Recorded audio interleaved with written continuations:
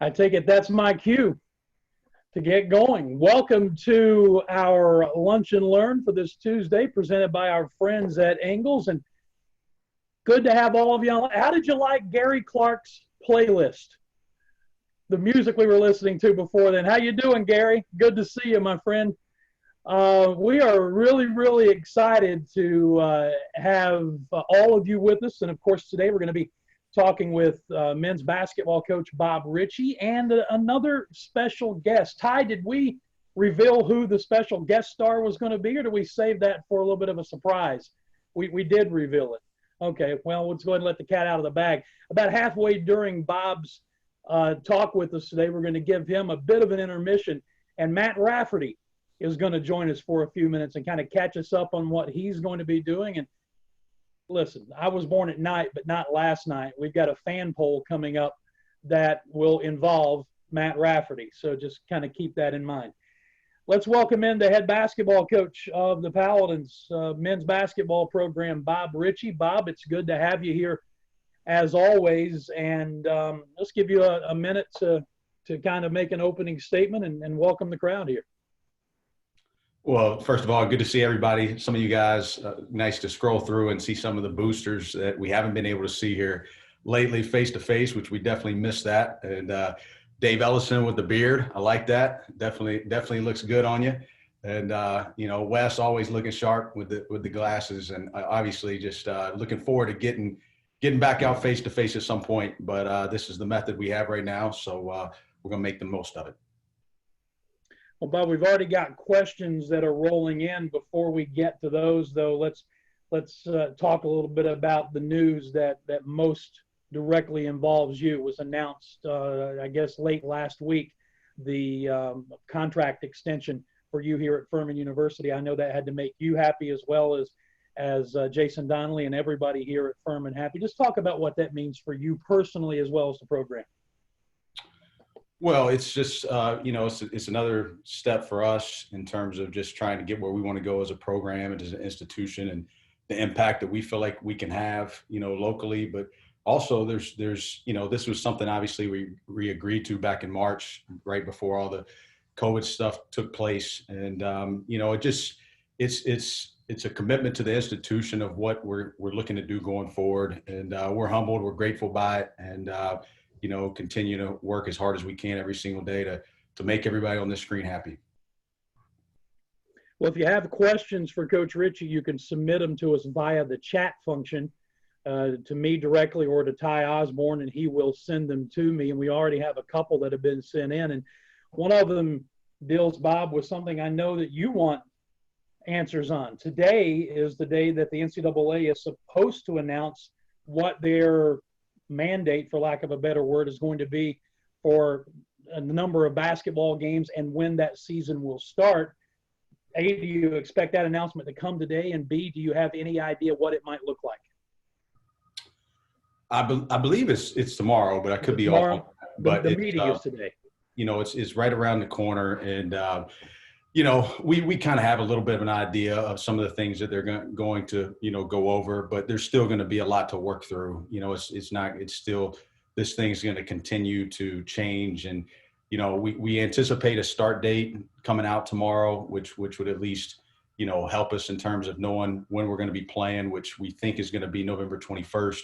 I think they're going to, adjust the game maximums and the game minimums and things like that. And, from there, it's still going to be a lot of things to figure out in terms of what does that mean for all our non-conference contracts after that 21st. And are they still standing? Are they not? And so, I do, warn that fan base, not everything's going to be answered tomorrow. And there's still going to be a little bit of flexibility that's going to be required. And, fortunately, we've had a lot of conversations. We're meeting with our league once a week. And I'm meeting with my boss a ton about it just so we can make sure that we have a plan, and there's a lot of different contingency plans. The good news, if the 21st does happen, that still has our Myrtle Beach event intact, which is supposed to start on that date, which obviously we were really excited about, being in an ESPN event. And, something that we haven't been able to do here. And, it's hard to get in those events at this level. So for us to be on national TV 3 times, we thought was going to be an exciting thing for the program. And, we're in communication with ESPN. They have a pretty good plan from what it sounds like, especially if it does kick off on the 21st. That will probably involve a bubble type setting in Orlando with a lot of their events, which continues to be a possibility for us to be able to get that national TV exposure, which would be big. We'll look forward to that announcement tomorrow. And obviously you're correct as usual. The meeting, I think, is today and the announcement will come tomorrow. Next question. Bob says that Jason Donnelly, the athletic director here at Furman, mentioned last week there are plans to improve Timmons Arena. They want to know what this is going to look like and when it could possibly happen. Well, I'll defer a little bit to him on that, just because he's in charge of all that. Obviously, we know and have all agreed to the necessity for facility updates and how far behind we are. It's not really a secret that we're definitely in the bottom third of the league in our facility structure, and we got to get it right. And so he's committed to it. There's a ton of approvals that have to be done, and the timeline and things like that. I don't know all the details to it. I know what we're trying to do, and I know what we're pushing on. We've got to, we've got to get going. That's the biggest thing. There's got to be a little bit of an urgency about it. And obviously it's going to have to come through private fundraising. And there's been a lot of people that have already reached out and are involved in that. But we've got to get Timmons right. And it's not necessarily something where we need to knock the thing down and start over, as a lot of people think. The bones of the building are big enough, and we've got plenty of size. We still want to continue to have a great environment. And that's the hardest thing to create at the mid-major level.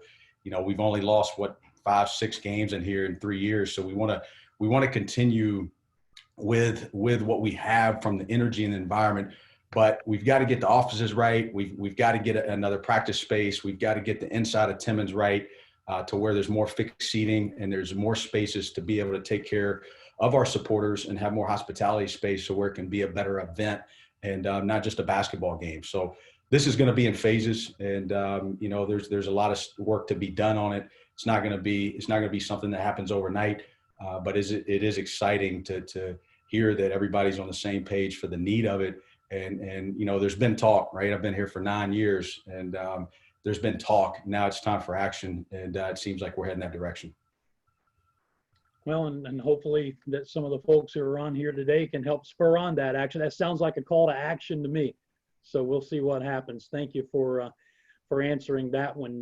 Next question we have submitted, Bob, is someone who wants to know what's the best advice you can give to recruits during this time. Yeah, I mean, this is obviously unprecedented time, and their opportunities for exposure have been reduced a little bit. The good thing is, fortunately there is streaming, and we've been able, through our recruiting staff, we've been able to still evaluate a decent amount of prospects, through the AAU events and the streaming. And so, I think film now more than ever is critical. It's something that you've got to have film ready. You've obviously got to find ways to continue to get better in your craft, and understand there's going to be an element of patience to this on all sides. But the exposure might be a little harder. It might be through a different avenue, but it's something where most college staffs have adapted their evaluation process to include more film. And fortunately for our staff, we were, our process of evaluating was always, probably higher on the film evaluation than even the live evaluation. We've been a little old school there. And I can't talk about what's going on in this class, but anybody that follows the program knows that our staff has done a phenomenal job in recruiting here lately. And a lot of it's because we were kind of built for this in terms of the video evaluations and things like that. So, to a recruit, figure out events that are being filmed and streamed, and make sure you're getting film of for us, and most staffs I feel like are the same way. We want full games as opposed to highlights, and get that into people's hands that can get evaluated. And kind of go from there. It's interesting to hear you refer to something you're doing as old school, because I think anybody who knows anything about you knows that you're always looking for new and better ways to improve the program, heavy with the analytics and everything. But it sounds like this, at least in this area, this old school approach maybe has given you a bit of advantage over some of your competitors, because it's something you've already been doing and obviously doing well.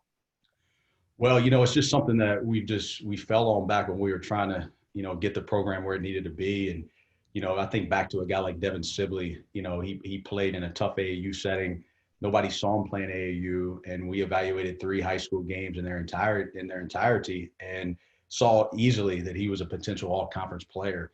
And not a lot of people had access to that film. I think back on Stephen Kroon. I mean, Stephen played for ASA, very small AAU team, jumped around a little bit, and didn't play a ton for his AAU team, but his high school film really popped. And so it's just something that we've always depended on, the context of the high school setting.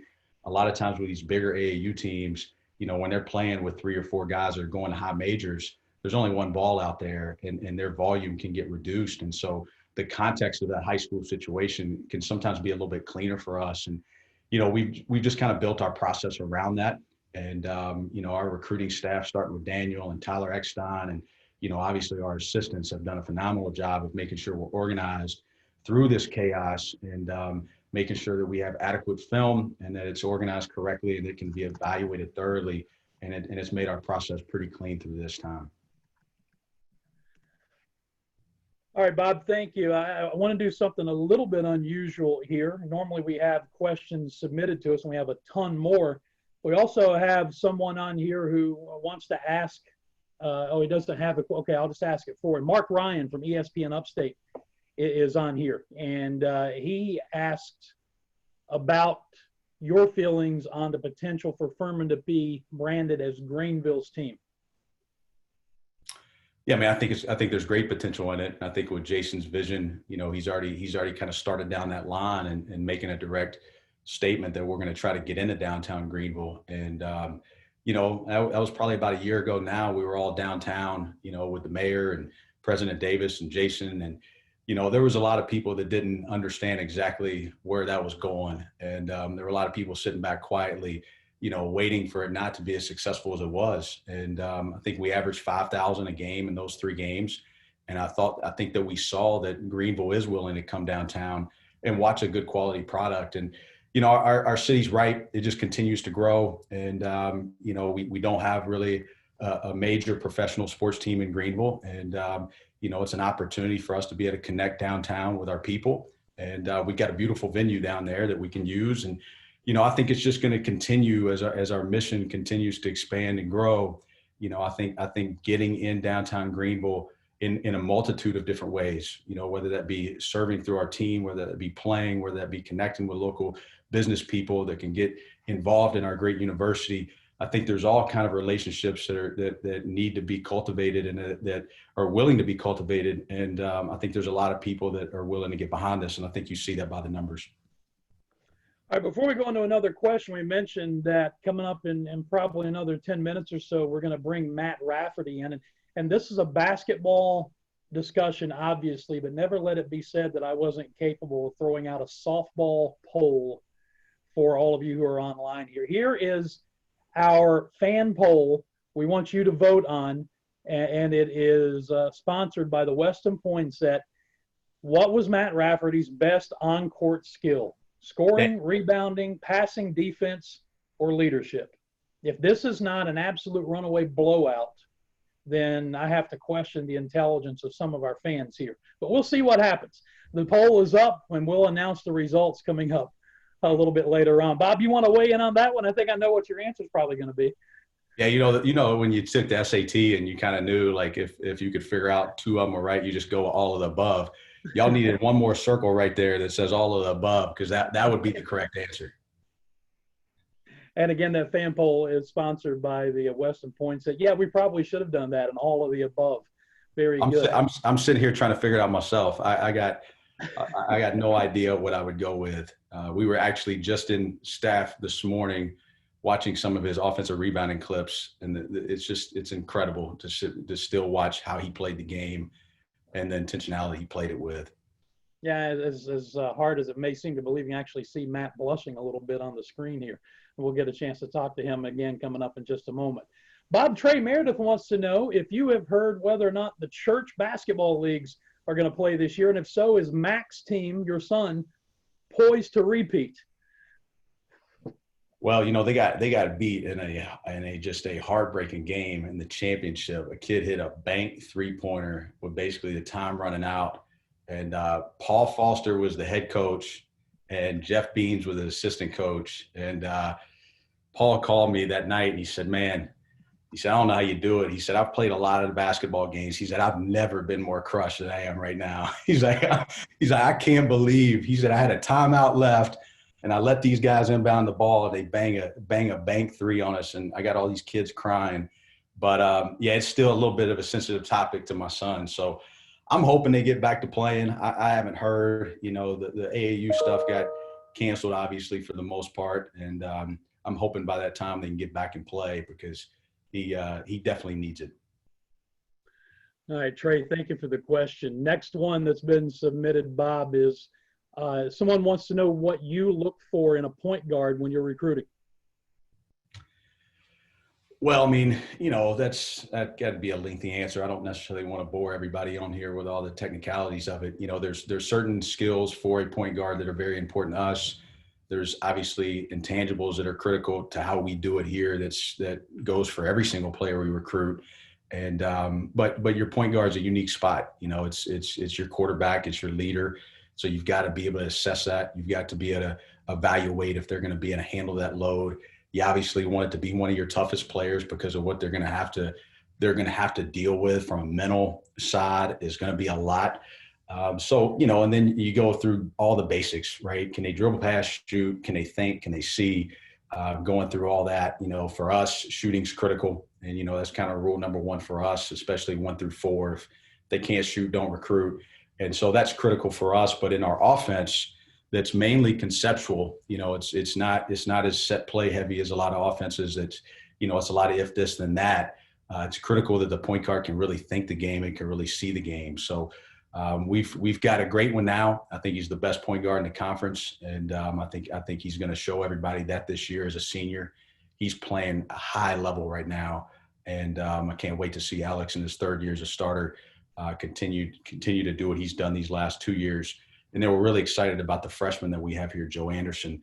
That's going to be a little bit of a different type of point guard than we've seen, and has a little flash to him, and can really, really pass the ball. He's got great speed. And so, the point guard position is critical. We've been fortunate to have some good ones going back to John Davis, and, Steven was a little bit more of an attacking point guard.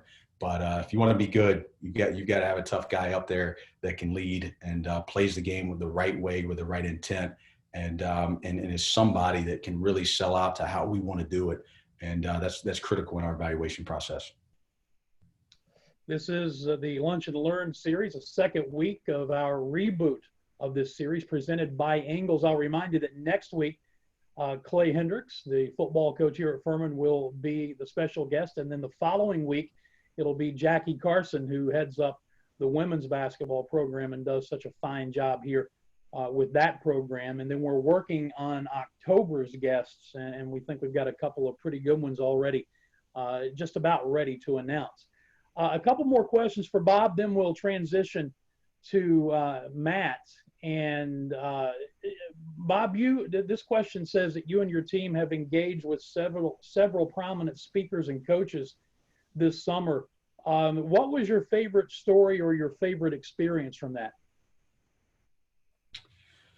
Man, that's a tough one. We were fortunate to have a lot of quality speakers spend some time with our program, and each of them had a little bit of a different message. But it's obviously Jay Billis was really good. Phil Beckner, who's an NBA skills trainer, one of the best in the game right now, had an incredible one on just not just player development, but really just developing the whole person, which is critical for us. Kevin Eastman, who just wrote a book. That was basically Doc Rivers, right-hand man with the Celtics. He was fantastic. I mean, I could go down, on and on down the line, and every one of them had something that was unique and something that I thought our team could take away. And, it was just a unique time. We started right when it got done. We decided, the leadership council decided they wanted to read a book together, and they wanted to discuss it as players on Tuesdays. And then we're going to keep our Fridays for our Further the Man. And so they chose this book, Legacy, that's about the All Blacks. And it's a really, really good culture book. But, when we started it, it was ironic because it ended up being 15 chapters long. And like I said, the players did it. The staff kind of just sat back and listened. They carried the discussion. And the very last week of the book, on that last Tuesday, was the week before we reported back. And we were able to keep those on Tuesdays, and then we were able to keep the speakers on Fridays. And it was really just a challenge for us to try to figure out how do we maintain and increase our connection through the distance. And that was a lot of what you were hearing, was this idea of socially distant and not being around each other. And with culture being such a competitive advantage for us, we wanted to try to figure out how to grow closer and not get caught up in, this is just what it is, and this is a tough deal, and we're just not going to see each other. And we were trying to figure out ways how could we enhance that connection. And I think our team did a great job of that. I think we've already been able to see a lot of the action, displayed. I think we started week 7 yesterday, back to activity. And we've been able to see a lot of carryover through, the speakers, and also what the team did themselves, to develop themselves as leaders. And couldn't have been more proud of the group. My final question before we give you a bit of a break and go to Matt Rafferty. But you're entering your 4th year as Furman's head basketball coach. So with 3 seasons as a head coach under your belt, this person wants to know if you could go back today and talk to first-year head coach Bob Richey, what would you tell yourself? Oh, that'd be a long talk. I would have to be a retreat probably. We'd have to get away for a couple of days, and there would be a ton of conversation. One of the things would involve staffing. I think that's something that's very critical at this level, and there's only one way to get better at it. It's a little bit trial and error, and now with having the type of staffs that we have at this level, knowing what works around myself and also for our culture, and how do you train that staff, how do you develop that staff, and understanding that role that you've got to transition from assistant to more of an overseer in terms of making sure the operation flows. That first year I just kind of worked, and I didn't quite understand that it's different, and you've got to allow other people to do different things, and getting comfortable with that, and delegating, and all that stuff. There would be a lot there. I talked to myself a lot about just managing your everything else outside your program, and not thinking that, hey, you're drinking out of a fire hose and this is the only thing going on in your life. I think maintaining, your disciplines outside of your profession are critical. And, it's one of those things that, again, you probably just learn that through the tough lessons of neglecting certain things, whether that be, your spirituality or your family or your health, right? Your ability to make sure that you're eating right and sleeping right, and doing the things that are critical. That, I would say this was the first year probably of my career I felt better in February than I did October. And, that's rare. And it's something where I've had to really discipline myself to understand that, as the stress builds and the expectation rises, all the things that we want, we've still got to be balanced, and we've still got to manage it correctly.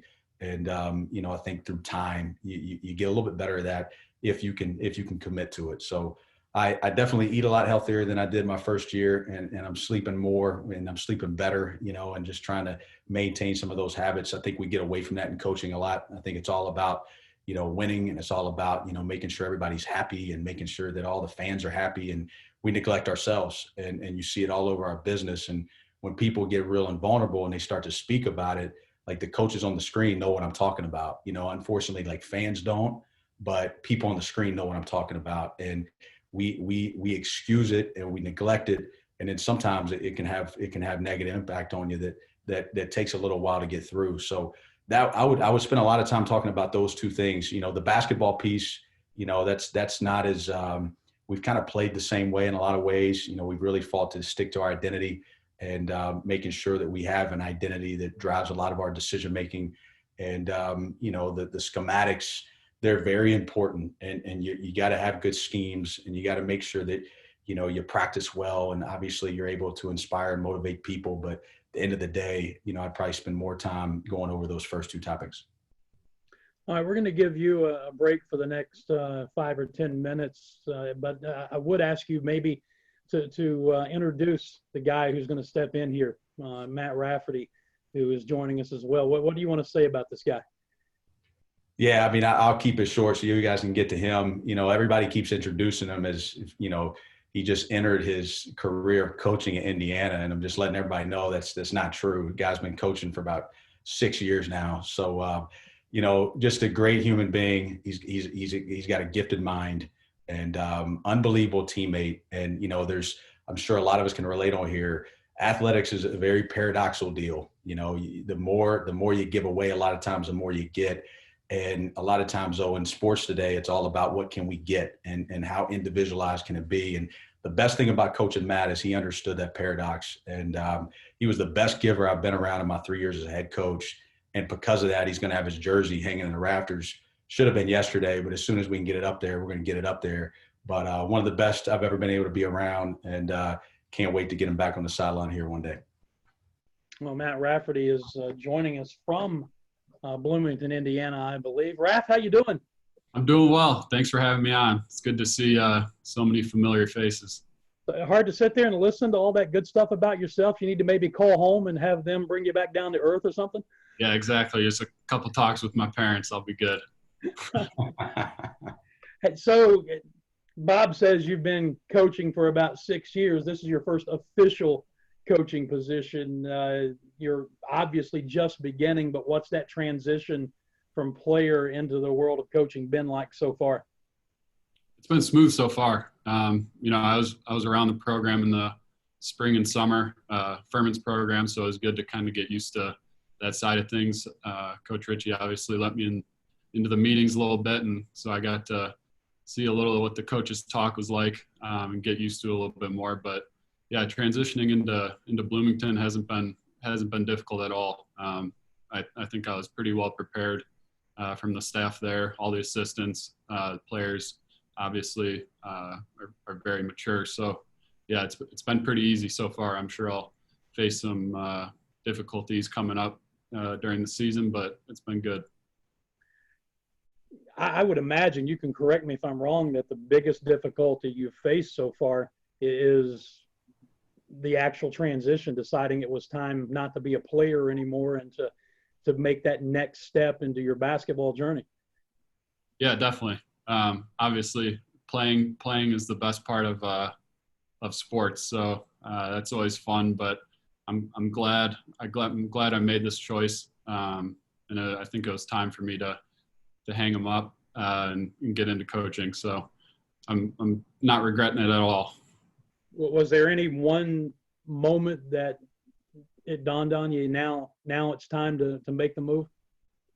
I think the third surgery probably was it. So I was that was probably it. Decided then.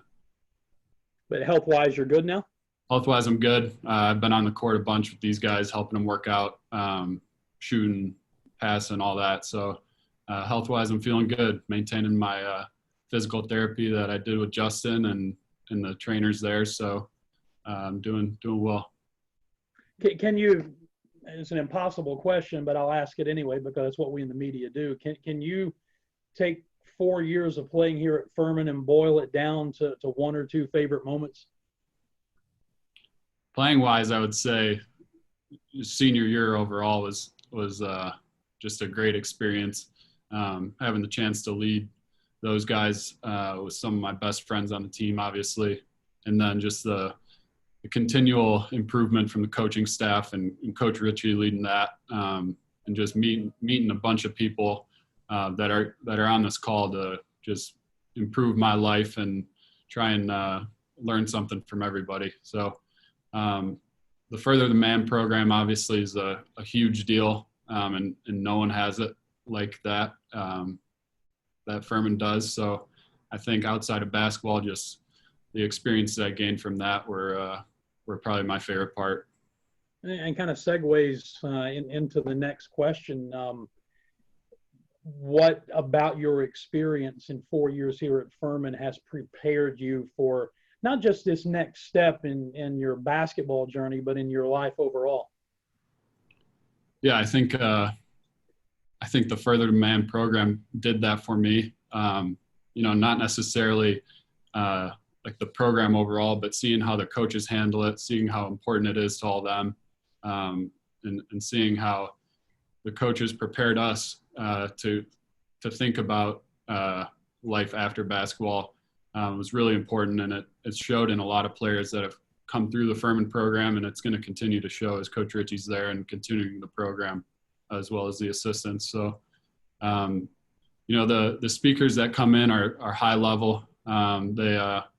He always picks great speakers, and they reach to everyone's interests. And if someone's interested in something, Coach Richey kind of tailors the speaker to them, and I think every player has connected with the speaker in some sort of way.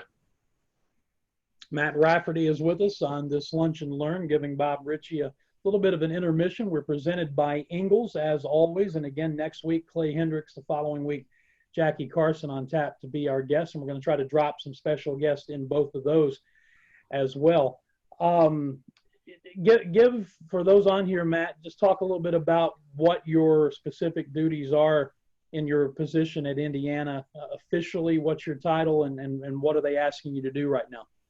Yep. So I'm a graduate assistant. And basically what I was told when I first got here was anytime anyone's on the court, I'm on there with them, either helping them work out, putting them through a skill workout, shooting workout, helping in practice in any way.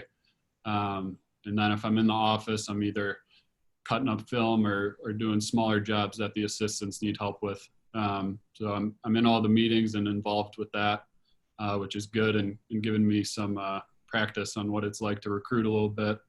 And then as far as school goes, I'm a non-degree seeking student, which means I'm pretty much in 3 classes that aren't degree specified right now. And then after this semester, I'll kind of pick my major that I want to get my graduate degree in. Is it very much like being a freshman player again? A little bit. There's a lot to learn, but it's been good so far. So no complaints yet. Where do you see this going? I mean, is being a head coach someday what you want to do? Yeah, definitely. As of right now, that's what I want to do. I know Coach Richey's tried to talk me out of it before, but I think that's the path I'm headed towards right now. So this is one time where, but perhaps with Bob, you can be a little stubborn, where maybe you couldn't when you were playing with him or playing for him. A little bit. I'll listen to him, but there hasn't been a negative experience yet, and that was when I was in the spring with Furman staff and here now. So so far I haven't been convinced to do anything else. Well, I would imagine that it's coming. Yeah, but I will also imagine that you're prepared to handle it pretty well when it does, because just watching you play here for 4 years, you handled everything that was thrown at you. I appreciate that. It means a lot from you especially, and I know we built a great relationship over the 4 years. So I was glad to get the text to come on the Zoom for sure. Hey, I drove past or through Hinsdale a couple of times this summer. How's the family doing up there? They're doing well. I think my dad's actually on the call, but listening in, I think my mom may be as well. So, got some people back home listening, which is good. They care just as much about the Furman program, which I think says a lot. When you can bring a whole family in, I think it's something special that not many programs have. Well, Matt, we appreciate you spending some time with us here today and catching up with how things are going with you. Bob, we'll just kind of bookend it. Anything else you want to say to Matt before we get back to the questions for you? No, I mean, Matt's going to do great. And, we always try to give him a little bit of preview of what this is going to be like, because a lot of players just look at coaching and they just think it's going to be, just all the glamour that comes with being in games, and they don't understand, what it really entailed. And so this summer I did have a few direct conversations with Matt just to make sure that his passions were aligned. And, the reason he's going to do well is because a lot of times when you look at it, a lot of times players do struggle when they make that transition. And we've got a couple good ones on our staff, obviously Daniel Fowler that played here, and Tim Johnson that everybody got to see play. And what the separator usually is, like as a player, you're constantly being served, right? And so it's just kind of how it's designed. Like your gear's in there, you're gonna walk in, you're gonna eat what, the meal's all gonna be set, and like you're given all your laundry, and your trainer's there to make sure you're good, and your coaches are, and then all of a sudden you make this transition and you got to go serve. And the reason why Matt's going to be great is we've all seen it, right? We've all seen him go during the national anthem and help somebody up before he goes and plays in the front row. And we've seen him in practice go grab the water bottles for the whole team. Like, serving's not unique for him, and that's why he's going to be great. And, I can't wait to see his career unfold. Outstanding, Matt. Again, we appreciate you spending some time with us on Lunch and Learn today. Ty, do we have the final results of that poll before we transition back to Bob? 61% said leadership. Again, I probably should have put that all above as one of the choices there. But I think of everything that's on that list, that's a pretty good representation of who Matt Rafferty was. And again, the poll brought to you by the Weston Poinsett, and we appreciate their support of Furman basketball and Furman athletics. All right, Bob, the questions continue to come in. The next one, you kind of addressed a little bit when we were talking about the NCAA's pending announcement, but I want to know what the non-conference schedule is, and I guess the best way to address that, it's kind of still up in the air. I know what you'd like for it to be, but whether it actually turns out that way is up in the air, right? Yeah, I mean, the best thing I can tell you is just hang on. Just hang on, and like we all are, and we're all confident we're going to be playing, and we're going to do it in a healthy and a responsible fashion. But we're just going to have to ride through this a little bit, and we're committed to getting the best schedule we can. And it's a little bit of a shame because Coach Groh had done a phenomenal job with the schedule, and we had a very competitive non-conference schedule, set to come out, and so we're committed, and we just want to play games. So whatever we can do to get games in. As soon as we know details, obviously with the time sensitivity of it, we'll get it to the fan base as soon as we can. What do you think about the proposal made by the Atlantic Coast Conference coaches for all 356 Division I teams to make the NCAA tournament? And I read today that the reason they proposed that is they don't want to play non-conference games. They want to just play a conference schedule. But that's the proposal they put out. It's not been met with a whole lot of positivity nationally. What are your thoughts on that? Yeah, I didn't think it was a great idea, and it's just something that it's sacred, right? Like, don't mess with it. Like, it's just that's what makes it unique. And there were about 4 or 5 other fundamental issues with it that I won't bore with details on here. But fortunately, Dan Gavitt got on it pretty quickly the next day, and I think they had some meetings to really diffuse it. And you're not going to hear anything else about that going forward. And I think everybody understands that we gotta protect the NCAA tournament in the format that it's in. Do you think it'll stay at 68 this year? I saw another suggestion that maybe for 1 year they might increase the number of teams to 96. Yeah, the problem with any of it is if they do anything that changes it, then any amendment to the TV deal could potentially decrease the revenues. And so the goal would be to try to keep it as is. And tomorrow, there's a lot of people watching to see, okay, how does this deal versus how it went down with football, and college basketball is a little bit more centrally united, and the leadership with Dan Gavitt and things like that. But at the end of the day, they're going to give us a start date. They're going to tell us, game minimums, game maximums. And then they just want to know the representative from the league for the tournament. Right. And then however we figure that out as a league, it's going to be up to the league leadership. Hopefully we can do it in a traditional fashion. And that's what we're all hoping for. And, we just got to take this day by day. And, like I remind the team, and I'll remind them again today at 2:00, like it's still comes down to our preparation and our focus and making sure that we don't get caught up too much in this, because I do think that we've lost a little bit of urgency, understanding that it is mid-September, and in less than 10 weeks, we're going to be tipping.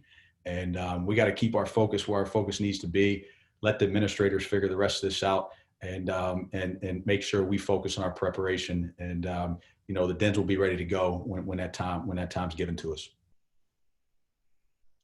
Next question submitted says, after significant realignment of conference members over the past several years, do you think the Socon is the best long-term fit for Furman basketball when factoring in exposure and recruitment?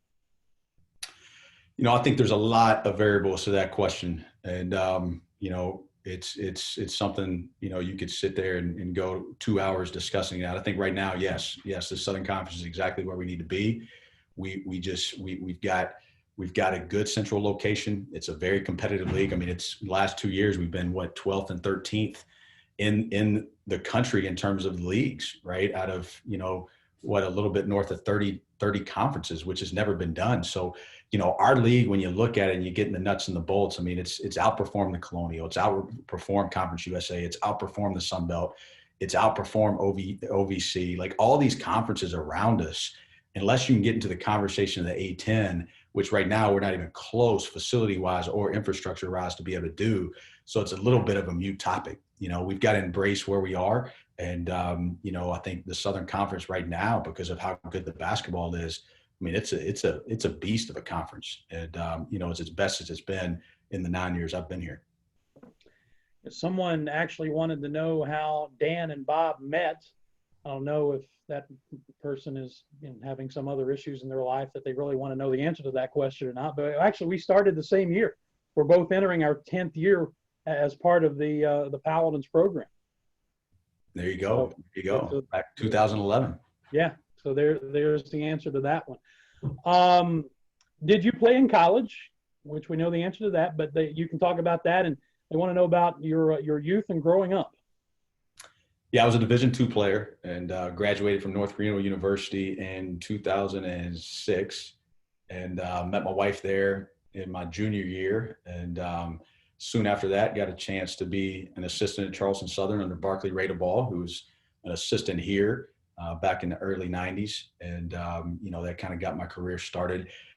My background as a child, I grew up in Louisiana. My dad was a physician. I had two brothers, and I was right in the middle, and we were all kind of different. But, I was kind of the one that I loved basketball. My older brother he was the smartest of the group. And then my younger brother, by far, the more artistic, was in a band, definitely the funniest of the three.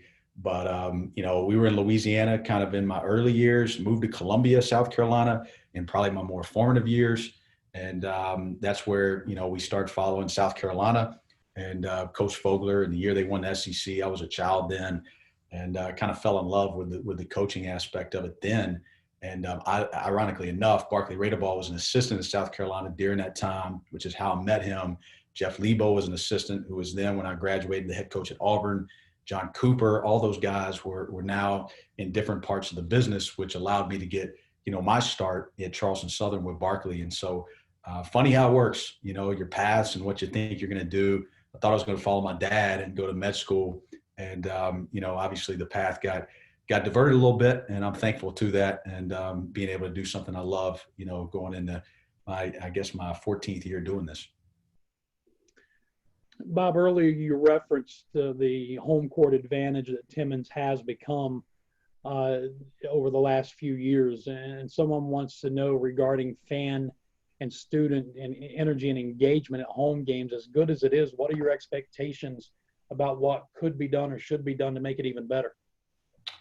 Yeah, we're looking at all that. And, Jason, obviously coming from one of the best environments in the country, he's well versed in that. And again, an area where I kind of let him run in that area. I think that, we've got to continue to fight for energy. I think that's, what we all want. A lot of people think size is the main factor in these environments, and it's really not. I mean, you go, this year, we went up to Elon and played in a beautiful $42 million facility, and there wasn't a whole lot of people in there, and we won by 40, right? And so buildings don't always equate to success, but environments is what we're all fighting for. And I think, obviously with the video boards, I think we all know we got to get the sound fixed at some point to where it's cleaner, to where, it's not, it doesn't vary in different parts of the arena.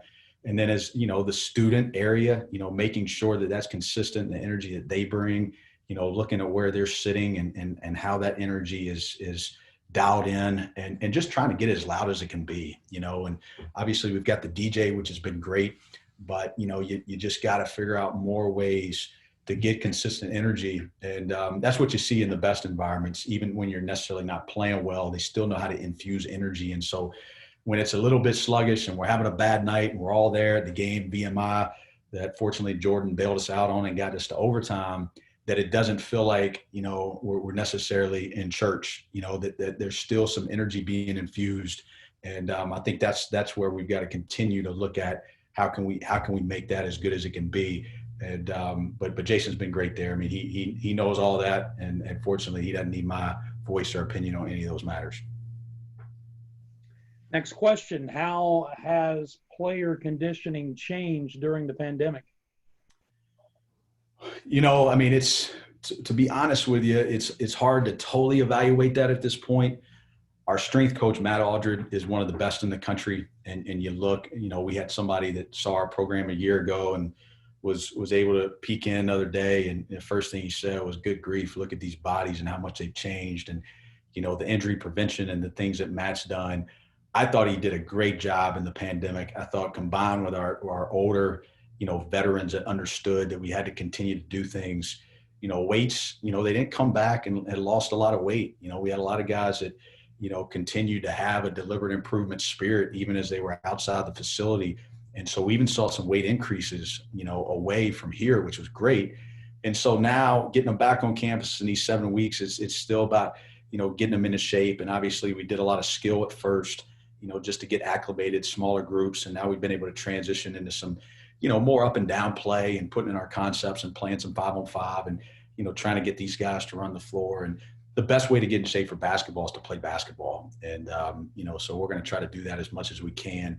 And here soon in the next couple of weeks, they're going to give us 12 hours for full activity, which will allow us to do even a little bit more. So I fully expect us to be in great shape when the time comes. And so far I've been pleased with, the incremental progress.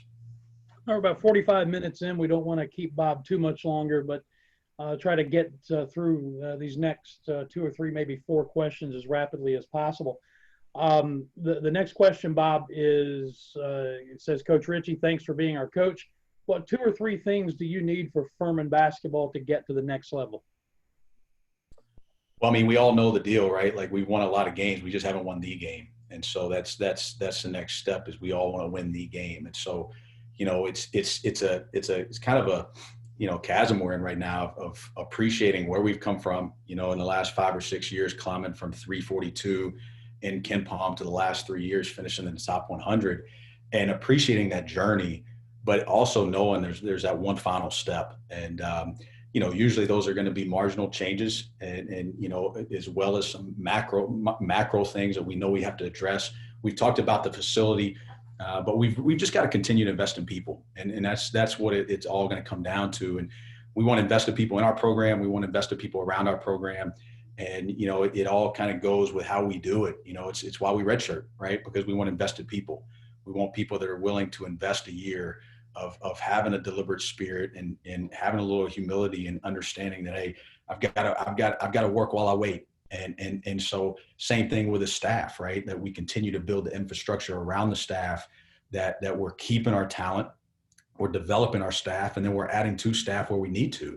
And, I think that's critical. And that's where Jason has been huge in understanding that we've got to be able to keep great staff, because we got a couple guys on staff now that are going to be big time head coaches. And they've been a huge part of our success. So we've got to continue to invest in people. And, I heard something yesterday. It was a business podcast I was listening to while driving, and I thought it was pretty good for some business guys on here. But they said, usually employees do one of 3 things.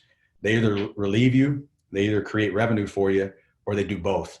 And, I think now we've got a whole crew of people in here that are doing both, right? I've been able to delegate some things to them. They've been the head coach of their area, and they're doing it at a high level that's obviously, what we want to push here. But at the same time, with the recruiting and what they're doing in their development of their players and the all conference product that we've had out there, they're creating that quote unquote business revenue, and they're doing both.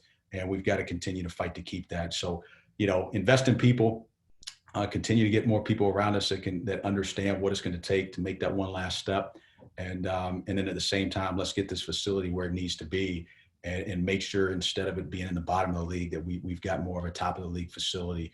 And at that point, it's like everybody on here has heard me say, like, at this level, jobs have fixed obstacles that keep them from being elite, in my opinion. And that might be a bad town, right? That might be an average degree. That might be a campus that just doesn't look as good as some of the other campuses at bigger places. The unique thing about Furman, and I've thought this since we were 342 in the RPI, that we have fixed variables here that are high level and they're elite, right? In our city, in our campus, in our degree. And so if that whole program gets right, and we put a winning product out there that has competitive facilities, there's zero reason why this can't be an elite mid-major job, but we've got to continue to get that last piece right, and we're committed to doing that. A couple of quick thoughts about your incoming freshmen. You know what, man, they're fun to watch. I'll tell you that. They're going through what all of our freshmen go through, and just I grew up. This is a little bit comedy for the fan base, but I am a big Steve Spurrier fan, and he used to always get everybody used to rip him in Columbia, like, why does it take our guys longer to figure this stuff out than everybody else? But as soon as they figured it out, they knew how to do it, and they were pretty good at it. And we've had a little bit of that. You look at Jalen Slauson and Mike Bothwell and a couple of these guys. Freshman year can be a little rocky, and then all of a sudden sophomore year they're ready to rock. And we've with these two freshmen, it's going to be interesting. Like they're starting to get a little bogged down with information, but as I told them yesterday, like their competitive fire and their moxie and their confidence is something that for both of them, with Garrett and Joe, is unique at this level. And they've got to understand there's going to be a little information overload. But Garrett, I say this lightly, Garrett's got a little Rafferty in him, and I don't want to make expectation high and mighty with that. But in terms of when I say that, the ability to play the high post position with skill and a unique passing ability from the post spot. That's what I'm saying there. The different things that we've got to see. We haven't done a single defensive drill yet, so in terms of that comparison, that's going to take some time. But he's got some skill to high post spot, which I like. Joe's just a point guard that you don't know exactly what he's going to do when he's out there, but man, it's fun to kind of watch it and see what the heck's about to unfold. He's fun. He's a little bit of like a Socon Steve Nash prototype, where he just has the ball in his hands and he might dribble under the net. He might dribble around the rim. He might throw one off the back of his head. And like, you just don't know what he's about to do, but it's usually pretty exciting. He's got phenomenal vision. So we're excited about both of them, but I tell you this, I mean, we're going to have our hardest job for sure. It is our most depth. It's got a chance to be our best team, but we're going to have to make some tough decisions because it's as competitive as it's been. It's everybody on this call can figure out who 1 through 5 is, just because those 5 have started before and they're really good. But after that, 6 through 12, I mean, it's a little bit like the stock market. I mean, it's all over the place right now, and it's just going to come down to who can give us some competitive consistency in those core areas that we really believe in. All right, 2 more, and then we'll be done. Well, I'll tell you what, we've gotten through almost all of them. There's a couple we're not going to be able to get to. The first of the final 2 wants to know if there will be more games played downtown to allow for more social distancing, or will that just be a fixed number regardless? Yeah, again, that's not really my area. So I'm good, whatever.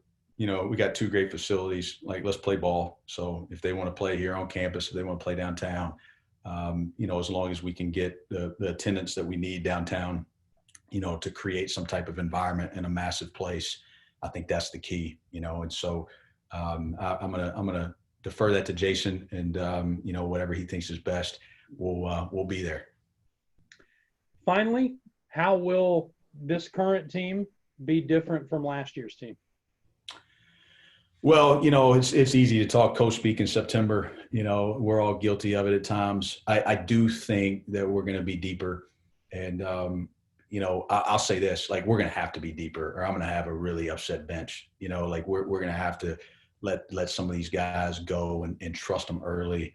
And, I think we're going to be able to get to play 9, maybe 10 at some times, which we don't want to play chaotic, but I'd love to play a little bit faster, you know, just to get a few more possessions. And I think in some of the more disappointing games of the postseason study, you know, possession count got low. And, you know, also the whole thing, I don't have to go into why we played 7 and how it worked and, you know, the theories behind it all. And, you know, if you have 7 really good ones and they all played 27, 28 minutes, it's, you know, you're not really going to tax anybody out. The problem was the foul trouble. And I think we'll be able to absorb foul trouble a little bit better.